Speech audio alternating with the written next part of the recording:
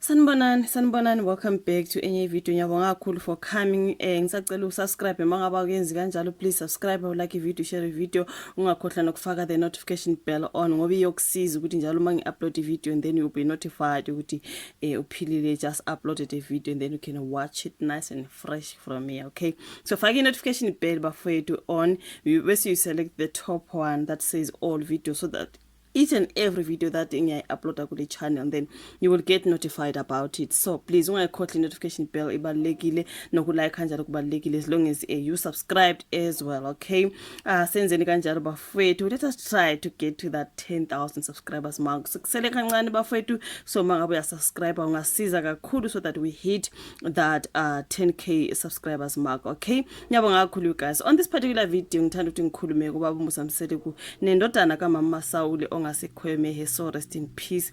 Lokho siqhubeka sikhuluma ngaye kanjena, kukhona abantu abaphatheka kabi because she was a mom to someone, she was a sister, she was a daughter, she was, you know. So masiloko sikhulumile ngaye, lokho sithi uMasawule this and that, ngiyacabanga ukuthi akuhlale kahle laphana ikhona indodana kaMama Sawule kuthiwa wayeyinkosikazi kababa uMsamseleku. Mina ke ngizocela ukuxolisa ngoba angakwazi ukuthi wayengwaqala before umama Macele uthe mayisedlulile emhlabeni, then umama Macele became the first wife, or mhlawumbe kwakuvele kwakukhona uMacele kwase kuba khona uMasawule wasedlula ke emhlabeni kwase kuza laba abalandelayo, wayengwesibili noma mhlawumbe lapho angikabi shosho ngoba guys indaba kaBaba uMsamseleku yo amakhosikazi akhe ya omama bengane abangekho laphana, ukhona abadlula umama kaSine nomama Masawule. So kimi kuba ne confusion ukuthi who followed who, but wayenkosikazi kaBaba uMsamseleku ngiyezwa ukuthi ngathi wayene relationship nyana no mama Khumalo, okay? So angazi lapho ukuthi wayengwaqala before uMacele uthe mayesehambile uMacele became the first wife, or she was the second wife uthe mayisedlulile emhlabeni then kwezumayeni and noThobile konke lokho. I just don't get it on that one. Ngicela ukuxolisa bafowethu ngeke ngikhuluma into engingayazi lapho, but anyways wayenendodana umama Masawule engayonika baba uMsamseleku lo esizokhuluma ngaye manje kuthiwe ngolungelo Sawule. Ngizombeka esithombeni obviously umbona umthwa ngoke indodana kaMama Masawule ebingazalwa ngubaba uMsamseleku. We know history kaBaba uMsamseleku ukuthi ingane ezingasiza ke vele beyibona liyanika mama Ngwabe, you know, kusho ukuthi nale yayingeka kaMasawule but mhlawumbe yayingekho kaMseleku or whatever the story is, ngoba nami uthando nesithemba ngithi ngiqala vele soliphakathi angisukanga no season 1, I don't think so, yeah. So ubaba uMsamseleku kuthiwa uyewaposta ke bafowethu, waposta isithombe, unokuposta amakhosikazi akhe, ngithi afaka i-caption nje aposte abancome lapha nalapha. So lana ke ube poste yena umama Masawule, ngizolahlela ke on my screen. Ubaba uMsamseleku wasethi, this is my late wife. At some point I asked for your guidance as an ancestor wife. That is what was posted by ubaba uMsamseleku.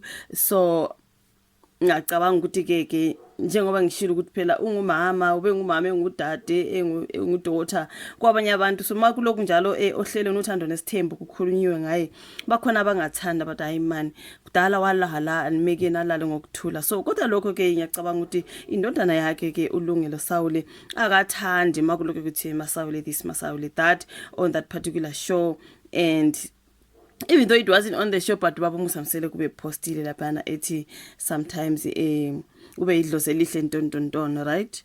Kusho ukuthi akathandi uLungelo bafowethu indodana kaMama Sawule.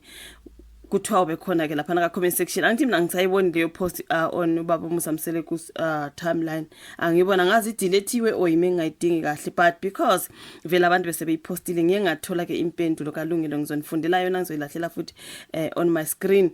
This is Lungelo Sawule, as you can see there on top. Uthi good day everyone, I hope you are well. Let us first read this one. Ikhona inye engithanda ukuthi sifunde nothi lena ngulungelo Sawule lena uthena, she has been gone for over 20 years now. Allow her to continue resting in peace. If not for me, do it for yourself, because you've either lost a loved one, and if not, one day you will experience this pain. That is uLungelo ephendula lapha after ubaba uMsamseleku epostile ethi kudala walala, it's been years now, can you please let her rest in peace. And then kunale post ethi yena ke mhlambe based on the comments there ku post kaBaba uMsamseleku, or based on the comments weposi yakhe lenqeda kuyifunda uthena, good day everyone, I hope you are all well. This message is directed to those of you in the comment section whom are responding to this caption with a lot of insensitivity and immaturity. I-caption kababa Msamsele ngiyacabanga. So uthi in a lot of insensitivity and immaturity. Indodana yomuntu ke leyo engathinta abantu bomababa. Uthe kona, for whatever it's worth, I would like to ask for at least ubuntu from all of you. A social media journalist who later deleted the content posted my episode and invited commentary on the discussion. The latter I couldn't control, but the remarks made by the participants I wouldn't allow nor accept. Thus I presented my input and gave a dominance to my voice, which resulted in him on her deleting the video. So he's talking about the video, this particular sangoba mina ngilate bafethu. The reason I asked for ubuntu in the matter is because I willingly went on the show to share my narrative and protect the dignity and the integrity of my mother. My city, he went on the show, angazi which particular show there. We can just write that on our screen as you type away, and as you make jokingly remarks about all of this, kindly take note that I still exist and this is my mother. Moreover, I've accepted that the episode I was featured still lingers very much so in the minds of the show's viewers, and thus this conversation will continuously be explored and concluded by the viewers. Because I think I heard he was featured in one of the episodes ka Uthando Nesithembu. There's a part where I think Khumalo visited him, or Babe Bonke no Musamsele, he was featured somewhere somehow there. But I didn't watch that. But I heard from abanye bethi uLungelo Saule was featured. That's Khumalo trying to reach out to Lungelo Saule, because Uma Saule were close to Khumalo. I heard something like that. Ngiyacabanga ukuthi mhlambe yona nto akhuluma ngayo on this particular post. You know what I mean? Umethi yena, I've accepted that episode I was featured still lingers very much so in the minds of the show's viewers, and thus this conversation will continuously be explored and concluded by the viewers. Last but not least, I would like to thank those of you who reprimand and act as a voice on my behalf to those who share inaccurate, deceiving or derogatory discourse to the matter. If you have read this to the end, thank you for your attention. That is Ulungelo Bafethu.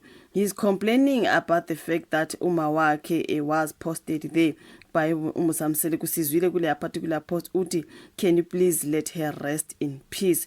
Usho ukuthi njalo nje makukhulunywe ngomaSawule ngoba nayo uyayibuka ishow into ekanjalo akaphatheki kahle uma kungakulokhu kukhulunywa ngoma wakhe ngathi uneminyaka eminingi alala, so akuhlali kahle laphana. Let me see this particular post again. This is Lungelo Saule again. What, dear mom, posting ngoma wakhe lapha. Let me read this one. Uthi, I doubt there is a day that passes without me thinking of you. As young as I was when you passed on, I still remember and feel your presence as we were together yesterday. Your smile, ever-loving heart, and the ability to light up the room when you walk in are some of the characteristics you left me with. There is significance in your name, Cindy Gloria Saule. Gloria meaning the manifestation of God's presence. As I grew older, I finally understand why they gave me the name Lungelo Lomdali, a blessing Saule. Lungelo Lomdali means by the will of God. Oh, sure, igama lakhe liphelele ngolungelo Lomdali. It means by the will of God that you were born. I will forever mention, shout, and proclaim the power you left with me. Last but not least, many know of you, but only a few know you. Those who do that, those who do know that you and I always together, and I witnessed you being a mother and a father to me. I am who I am because of how you wouldn't stop protecting me from those who didn't care about me and those who wanted to prematurely destroy my destiny before I yielded my fruit. I miss you and I love you, but more than that, I will continue displaying you in all that I am and that all I do. Much love, your only child, Lungelo Saule. Ubepostile futhi ngoma wakhe kushuthi akathanda mhlambe mayiposta lapha akathanda Nesithembu, kodwa yena imessage emnandi ayibhalile ngoma wakhe. Kodwa lapha baba Msamsele ukuthi mayipostile wathi, she has been gone for over 20 years now, allow her to continue resting in peace. If not for me, do it for yourself, because you've either lost a loved one, or if not, one day I will experience this pain ngulungelo loyo bafethu akaphathekile kahle makuhleli njalo kuthiwe Masawule this Masawule that angazi baba uMsamsele kuyideletile leyo post ngoba mina angiyitholanga mangiya ka baba uMsamsele ku senyathe nyathi pendle angiyitholi but ke ngiyithola ngoba vela abantu besebenabo beyipostile la ka Facebook. So yeah, I would like to understand his side bafethu ukuthi nguma wakhe njalo mayelo ke postwe ngabantu ufila ipain ngamanene aposte nje memkhumbulile athi mama rest in peace kodwa mekupostwa ngabanye abantu akathandi singasho ngithi mina phela baba uMsamsele angithi bekunkosikazi wakhe. So mangabe you lost your wife bese uyamposta umkhumbulule uthi rest in peace my wife ube idloze lihle angiboni kodwa nakho kuyinto embi, you know what I mean.